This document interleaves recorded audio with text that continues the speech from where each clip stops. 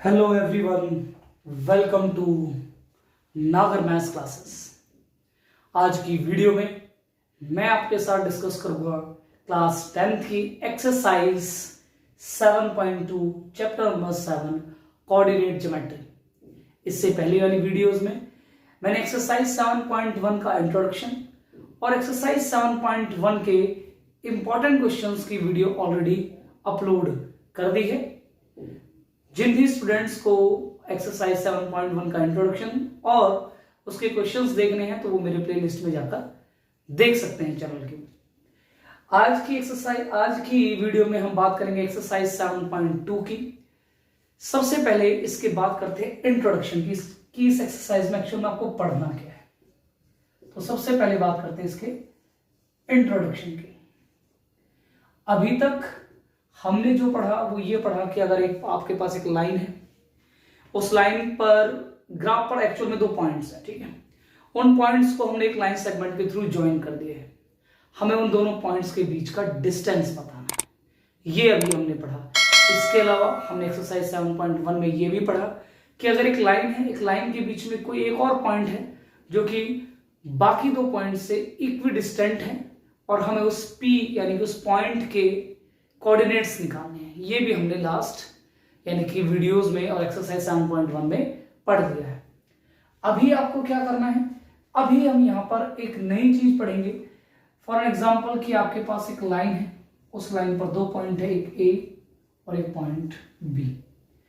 A के point को हमने लेट किया x1, y1, B के पॉइंट को हमने लेट किया x2, y2, ठीक है। यहां पर P एक और पॉइंट हमने लेट किया इसी लाइन के ऊपर जो लाई कर रहा है, एक लाइन के ऊपर जो लाई कर रहा है पॉइंट P, और इस P पॉइंट के हमें कोऑर्डिनेट्स निकालने होंगे, ठीक है।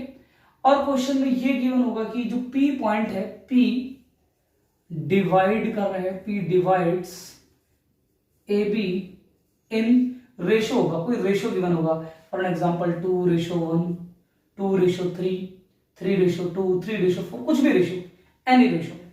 ये P जो पॉइंट है वो इन दो पॉइंट्स को जो कि लाइन सेगमेंट के थ्रू ज्वाइन हो रहे हैं उनको क्या कर रहा है, किसी ना किसी रेशो में डिवाइड कर रहा है, ठीक है। और आपको उस P के क्या निकालने हैं, कोऑर्डिनेट्स, पॉइंट निकालने हैं। तो इसके लिए हम क्या करते हैं, यहां पर हमारे पास एक फॉर्मूला है, सेक्शन फॉर्मूला। एक फॉर्मूला है हमारे पास, सेक्शन फॉर्मूला, उसका हम यूज करेंगे और इस P पॉइंट के कोऑर्डिनेट्स निकाल सकते हैं। फॉर्मूला है x equals to m1x2 m2x1 upon में m1 प्लस m2। एक ये फॉर्मूला है, इससे आपके x कोऑर्डिनेट यानी कि x की वैल्यू निकलेगी। एक y के लिए फॉर्मूला है y equals to m1 y2 m2 y1 upon में m1 प्लस m2, ठीक। इससे आपके y के कोऑर्डिनेट निकलेंगे। अब हम यहां पर थोड़ा सा डिस्कस करते हैं कि ये x1 x2 क्या है, ये m1 m2 क्या है, y1 y2 क्या है, m1 m2 क्या है। x1 y1 a के पॉइंट्स होंगे, x2 y2 b के पॉइंट होंगे, और m1 और m2 ये जो रेशो होता है इसी को बोलते हैं m1, इसको बोलते हैं m2। पहले वाले रेशो को m1 कहते हैं, सेकंड वाले रेशो को m2 कहते हैं, ठीक है ना, m2 बोलते हैं। बस ये क्वेश्चन में सब कुछ गिवन होगा आपको, x1 y1 x2 y2 m1 m2, बस आपको जस्ट क्या लगाना है, फॉर्मूला। बट ऐसा कब होगा, जब एक लाइन को एक पॉइंट होगा जो किसी ना किसी रेशो में क्या कर रहा होगा, डिवाइड कर रहा होगा, और आपको उसके कोऑर्डिनेट यानी कि पॉइंट्स निकालने यानी कि x और y की वैल्यू निकालनी हो तो आपको सेक्शन फॉर्मूला लगाना है। एक केस तो ये है, ठीक है ना, फर्स्ट केस तो इसमें ये है जो आपको पढ़ना है एक्सरसाइज 7.2 में। एक तो ये बात है, ठीक है। अब क्या होगा, अब यहां पर क्वेश्चन ये भी हो सकता है कि रेशो भी निकालो, ठीक है, और कोऑर्डिनेट भी निकालो। ऐसा भी क्वेश्चन आ सकता है कि P पॉइंट हमें नहीं पता AB को किस रेशो में डिवाइड करा है ना, हमें नहीं पता ये जो P पॉइंट है वो AB को किस रेशो में डिवाइड करा है, ये हमें नहीं पता। हमें इसके रेशो भी निकालना है और इसके पॉइंट भी निकालने हैं। फिर क्वेश्चन कैसे होगा, फिर क्वेश्चन में आप क्या करेंगे, सबसे पहले सेम ऐसे एक लाइन हम यहाँ ड्रॉ कर लेते हैं, एक पॉइंट A लेंगे, एक पॉइंट B, ये x1, y1 होगा, ये x2, y2, ठीक है। ये P पॉइंट है, इसके हमें कोऑर्डिनेट्स भी निकालने हैं और रेशियो भी निकालना है। एक बात हमेशा याद रखना, जब भी क्वेश्चन में आपको कोऑर्डिनेट निकालना है उसको हमेशा आप x, y ही लेट करेंगे, ठीक है। ये x1, y1, x2, y2 जो पॉइंट होते हैं वो होते हैं, ये हमेशा x, y होता है। ये भी थोड़ी बात ध्यान रखना। अब सबसे पहले हमें यहाँ पर रेशियो निकालना था, हम लेट करेंगे, लेट P डिवाइड्स AB इन K रेशियो 1। हमें नहीं पता किस रेशियो में डिवाइड करा, हमने क्या लेट कर लिया, K रेशियो 1। फिर यहाँ पर दो फॉर्मूले, x equals to kx2 plus x1 upon में k प्लस 1, एक ये फॉर्मूला है, ठीक है। सेकंड फॉर्मूला है y equals to ky2 plus y1 upon में k प्लस 1, ये y वाला फॉर्मूला है। अब ये यूज कैसे करना है, अगर वो सर ना तो क्वेश्चन में रेशो है और हमें कोऑर्डिनेट भी निकालने हैं, तो सर कुछ ना कुछ और तो क्वेश्चन में गिवन होगा। बिल्कुल, क्वेश्चन में कुछ ना कुछ और गिवन होगा। क्या गिवन होगा, क्वेश्चन में ये लिखा होगा जो P पॉइंट है, P is on x axis, या तो ये क्वेश्चन में लिखा होगा, फिर लिखा होगा P is on y axis, ऐसा कुछ ना कुछ लिखा होगा कि ये x एक्सिस पर है या y एक्सिस पर है, ठीक है। तो जब अगर ये x एक्सिस पर है, if P is on x axis, तो क्योंकि मैंने आपको अपनी पहले वाली वीडियो में बताया था कि अगर x जो है, सॉरी P जो है, अगर वो x एक्सिस पर है तो यानी कि वहां पर x की वैल्यू होगी, y 0 रहेगा, ठीक है, क्योंकि x एक्सिस पर तो x की ही वैल्यू होती है ना, x पे सिर्फ x की वैल्यू होती है। अगर P y एक्सिस पर है तो वहां पर आपका x 0 होगा और y की वैल्यू होगी, ठीक है, ये होगा। अब आपको करना क्या है, अगर क्वेश्चन में ये बोला है कि P is on x axis, ठीक है, x एक्सिस पर लाई करता है, तो आपको हमेशा x एक्सिस पर है, क्योंकि x पे x की वैल्यू होगी, y 0 होगा, तो आपको y वाला फॉर्मूला लगाना है, ठीक है। अगर बोला है P is on y axis, क्योंकि y एक्सिस पे y की वैल्यू तो x 0 होती है, तो x वाला फॉर्मूला लगाना है। अब मैं थोड़ा सा यहाँ पर बताता हूँ कि ये x2 क्या है, x1 क्या है, ये x और ये y क्या है। ये x और y तो ये कोऑर्डिनेट्स है जो आपको निकालने हैं, ठीक है। x1 x2 ये जो पॉइंट है ये है, y1 y2 ये पॉइंट्स हैं, ठीक है। अपॉन में आपको k प्लस 1 ही रखना है, ये x और y मैंने आपको बता दिया क्या है। अब आप क्या करेंगे, जब बोला होगा कि P is on x axis, तो x की जगह पर है, तो क्योंकि देखो अगर x एक्सिस पर है तो आपको y वाला फॉर्मूला लगाना है, और y एक्सिस पर है तो आपको x वाला लगाना है। तो देखो जैसे मैं कहता हूँ कि P y एक्सिस पर था, तो अब P y एक्सिस पर था तो कौन सा फॉर्मूला लगाओगे, x वाला। अब देखो y एक्सिस पर x क्या होता है, 0, तो यहाँ पर तो 0 आ जाएगा। k x2 क्वेश्चन में गिवन होगा उसकी वैल्यू रख देंगे, प्लस x1 भी क्वेश्चन में गिवन होगा उसकी वैल्यू रख देंगे, ठीक है। k प्लस 1 क्रॉस मल्टीप्लाई करेंगे, आपका आंसर रेशो का आ जाएगा। उसके बाद रेशो आ गया, फिर क्वेश्चन में क्या करेंगे, रेशो निकालने के बाद अगर क्वेश्चन में रेशो होता है तो फिर क्या लगाते हैं, सेक्शन फॉर्मूला, फिर आपके x और y की वैल्यू आ जाएगी। या ये तो इसका सेकंड केस हुआ कि क्वेश्चन में या तो रेशो भी नहीं पता है, बट रेशो भी नहीं पता और आपको कोऑर्डिनेट भी निकालना है, तो फिर ये लिखा होगा कि P या तो x एक्सिस पर है या y एक्सिस पर है। अब थर्ड केस क्या बनता है, थर्ड केस में ये होता है कि क्वेश्चन में इस बार आपको पहले से ही ये x और y की पॉइंट गिवन होंगे, ठीक है। If P coordinates is already given, है ना, if P coordinate is already given, अगर क्वेश्चन में P के कोऑर्डिनेट गिवन है, फॉर एग्जांपल मैं कहता हूं P के कोऑर्डिनेट, क्वेश्चन में इसके कोऑर्डिनेट गिवन थे -2,7, ठीक है। अब क्वेश्चन में बोला है कि इसके सिर्फ ये बताइए कि P इस AB को किस रेशियो में डिवाइड कर रहा है। तो अब आप क्या करेंगे, अब मैंने कहा था नहीं, ये हमेशा जो P के कोऑर्डिनेट होते हैं वो x और y को रिप्रेजेंट करते हैं, तो ये x की वैल्यू है, y की वैल्यू है।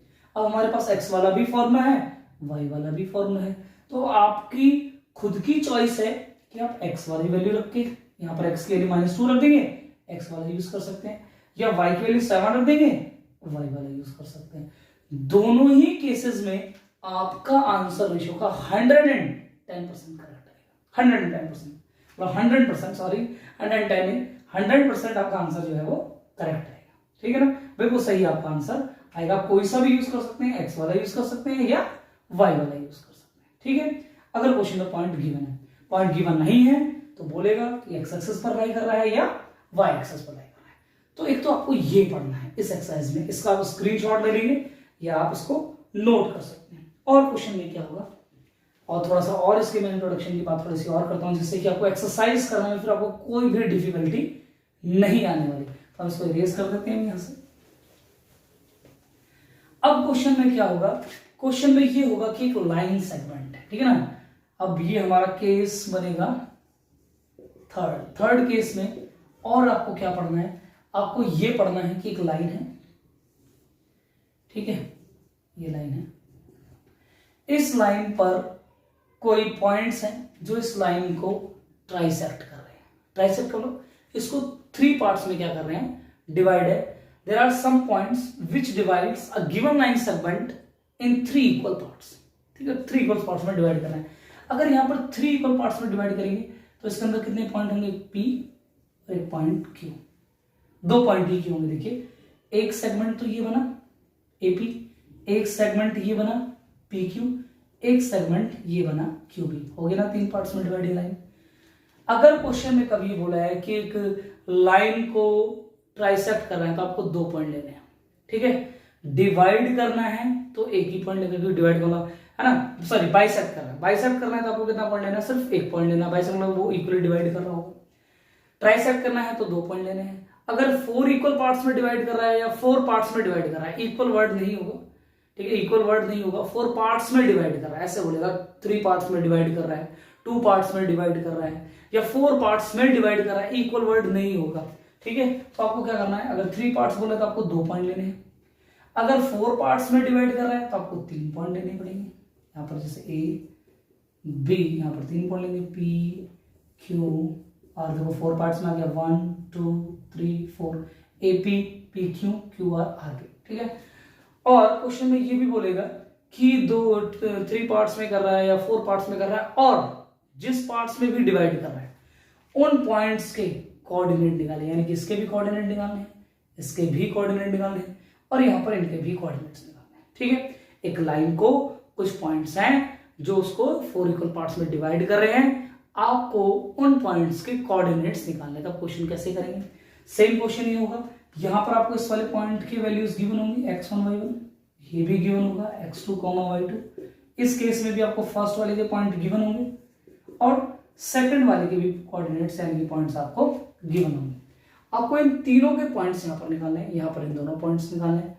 अब मैंने आपको भी बताया कि क्वेश्चन में आप इनके कोऑर्डिनेट्स निकाल सकते हो, कब, जब आपको क्वेश्चन में रेशियो गिवन होगा।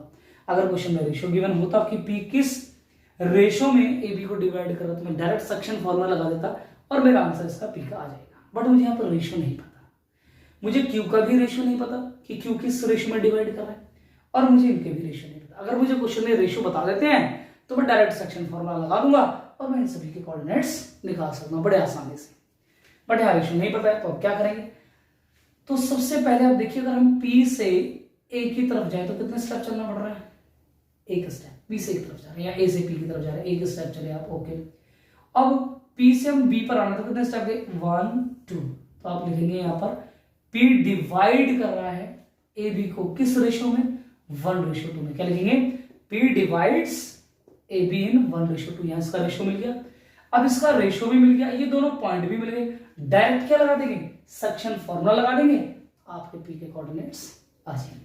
अब हमें Q का देखो रेशो निकालना था, क्या करेंगे, Q से A तो देखिए कितने स्टेप जाना आपको, 1 2, इसका रेशो 2।